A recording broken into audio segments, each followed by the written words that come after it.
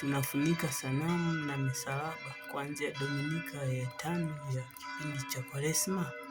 Karibu uungane nasi.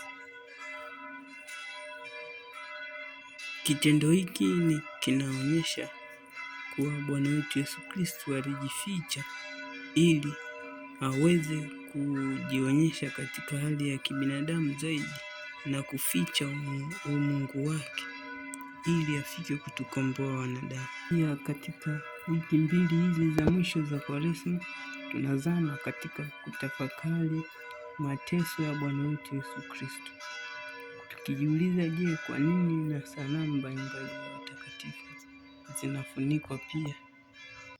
Kufunikwa kwa sanamu hizo za watakatifu kwamba inaashiria haifai wafuasi wa Bwana au watumishi wa Bwana kujionyesha wakati Bwana wao amejificha. Asante mpendwa mtazamaji, usisahau kusubscribe, kulike na kushare.